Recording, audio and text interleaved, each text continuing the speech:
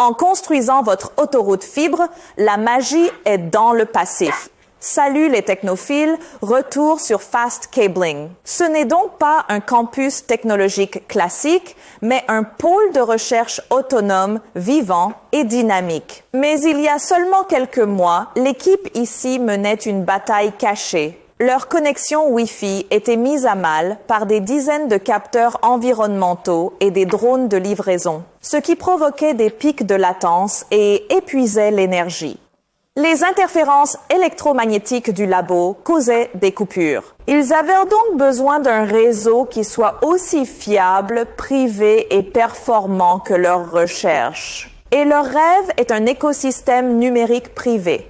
La solution qu'ils ont trouvée n'était pas nouvelle, mais son application était révolutionnaire pour eux.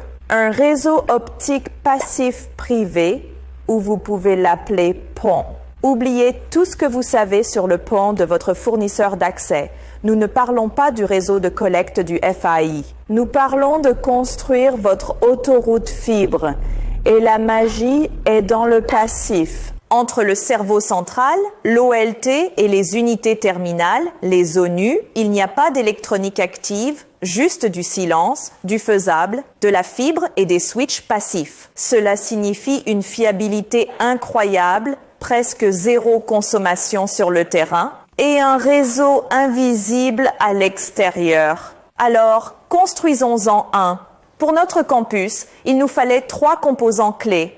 Premièrement, un OLT G-Point compact. C'est le cerveau du réseau qui gère toutes les connexions. Nous devons donc l'installer dans leur salle de serveur avec contrôle climatique stable. Choisir les bons composants pour votre royaume privé est important.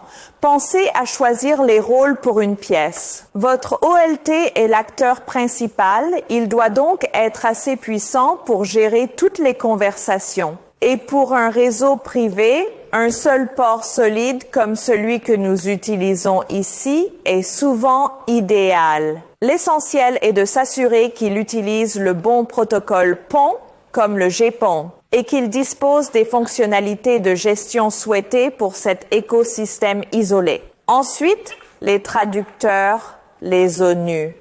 Les ONU sont les seconds rôles, ils interagissent avec vos gadgets. Chacun reçoit le signal fibre et le convertit en Wi-Fi local ou en connexion Ethernet pour une zone donnée. Ici, vous devez assortir l'unité à votre appareil.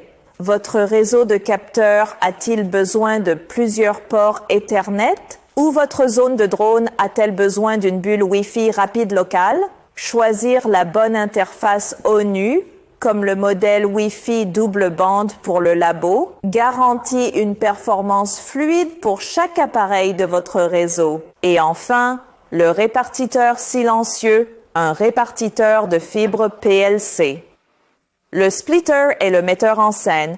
Il décide de la distribution du signal. Ce petit bloc prend le signal laser unique de l'OLT et le divise parfaitement, tel un bras de rivière, pour servir jusqu'à 16 ONU différentes. Le choix le plus critique est le ratio de répartition, comme 1:8 ou 1:16. Une répartition plus élevée partage la lumière sur plus d'appareils, mais sur moins de distance. Pour la plupart des campus privés, un splitter PLC 1:8 ou 1:16 est idéal. Puis, vous choisissez l'endroit, un splitter PLC standard pour l'intérieur protégé, on peut utiliser celui-ci. Ou une version extérieure durcie pour le jardin ou le conduit, comme celle que nous montons sur le panneau de démo.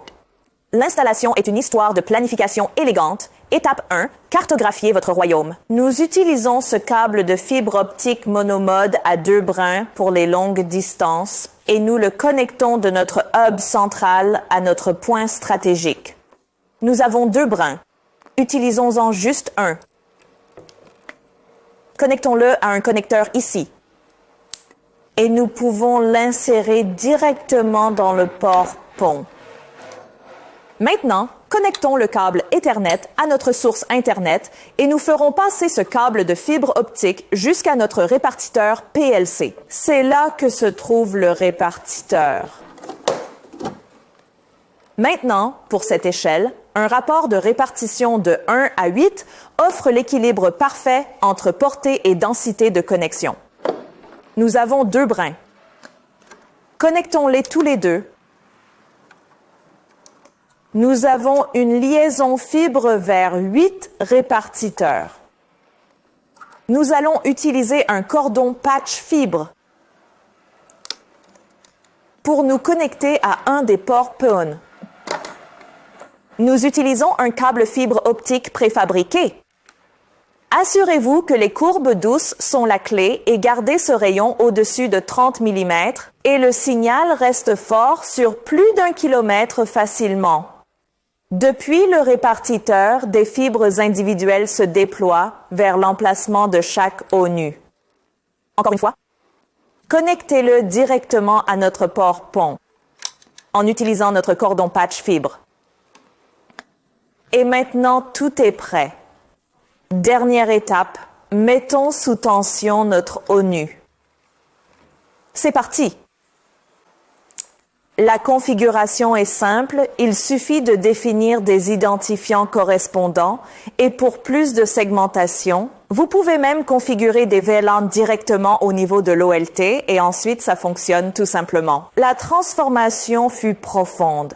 La gestion réseau simplifiée à un seul câble fibre et un splitter à vérifier. Les interférences électromagnétiques disparues car la fibre est intégrée, la rendant parfaite pour les environnements bruyants comme la robotique ou les labos de VE. L'alimentation et la maintenance drastiquement réduites et le meilleur, c'est l'évolutivité. Si vous devez ajouter un nouveau pod de labo, vous tirez la fibre depuis votre splitter le plus proche. Le réseau s'étend silencieusement et modulairement. Ce campus n'a pas juste mis à jour son réseau.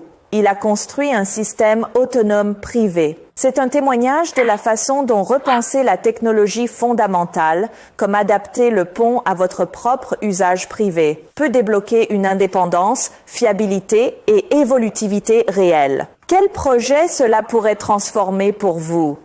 Brainstormons dans les commentaires ci-dessous. Et si vous voulez en savoir plus sur ces composants, vous trouverez des liens vers tout le matériel dans la description. Merci beaucoup de vous être joints à nous et je vous verrai dans notre prochaine vidéo.